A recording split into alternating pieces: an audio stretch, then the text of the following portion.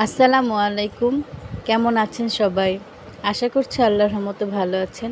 আমরাও অনেক ভালো আছি। আজকে আমি নিয়ে আসলাম অন্যরকম একটু লেবু মাখা, লেবু প্রেমিকদের জন্য, যারা টক খেতে ভালোবাসে তাদের জন্য। অবশ্যই এটা কিন্তু টক ঝাল দুইটাই হবে, হালকা মিষ্টিও হবে। আর লেবু মাখাটার জন্য আমি প্রথমে লেবুগুলো ভালো মতো ধুয়ে নিলাম। এখন আমি লেবুটাকে ছিলে নেব। লেবুর এই ছোলাসহ করা যায়। আমি আজকে এটাকে লেবুটা ছিলে করব। কেউ কেউ ছোলাসহ করে, কেউ কেউ ছিলে করে, এক একজন এক একভাবে করে। আর এইভাবে আমি লেবুগুলা ছিলে নিব। আমি বেশি না, 2টা লেবু মাখাবো, তাই লেবুগুলোকে আমি ছিলে নেব এভাবে।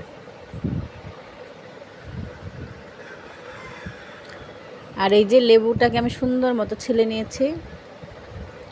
এখন আমি এটাকে একটা ছুরির সাহায্যে কেটে নেব, পাতলা পাতলা করে কেটে নেব একবারে।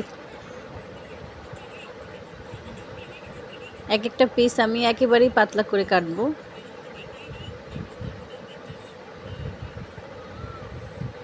এটাকে কিন্তু অনেকে লেবুর পিনিকও বলে। খেতে কিন্তু খুব মজা, দারুণ হয় একবারে। টক ঝাল মিষ্টি সবই হয়। আর এই যে কেটে নিলাম সবগুলো, দেখতে কিন্তু সুন্দর লাগছে। এখন আমি এটাকে মাখাবো, এর জন্য আমি শুকনো মরিচ পুড়িয়ে নিব। আমি একটু ঝাল ঝাল করেই মাখাবো, যেহেতু আমার ঝাল পছন্দ। আর আমি 2-3টা শুকনো মরিচ এভাবে পুড়িয়ে নিচ্ছি।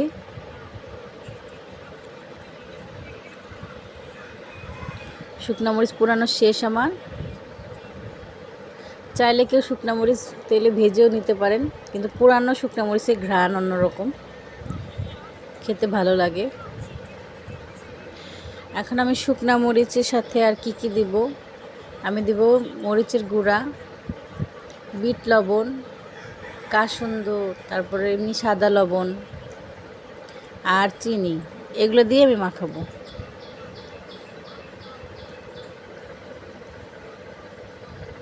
এখন শুকনো মরিচের সাথে আমি একটু একটু লবণ, একটু বিট লবণ, একটু মরিচ দিয়ে মেখে নেব।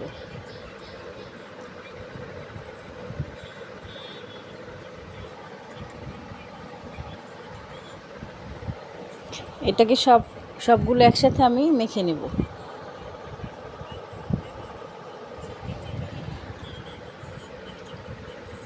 আর এই যে মাখা হয়ে গেল।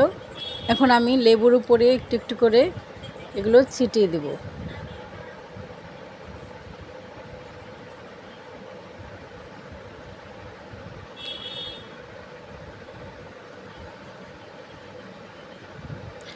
আর এরপরে আমি একটু দিয়ে দেবো সামান্য মরিচের গুঁড়া। এরপর দিয়ে দেবো বিট লবণ।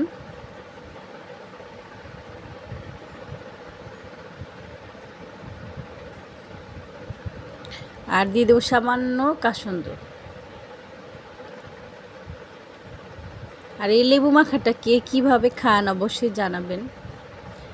আর যদি ভিডিওটি ভালো লেগে থাকে অবশ্যই লাইক, কমেন্ট অ্যান্ড শেয়ার করবেন। আর আমার চ্যানেলটি অবশ্যই সাবস্ক্রাইব করবেন। আর দিয়ে দিলাম একটু করে কাসুন্দ।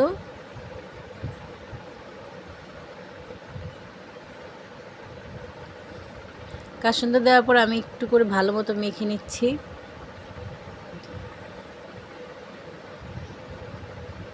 সবগুলোর মধ্যে আমি একটু করে ভালো মতো মরিচ কাসুন্দগুলো লাগিয়ে নেব। এরপর আমি দিয়ে দেবো সামান্য চিনি।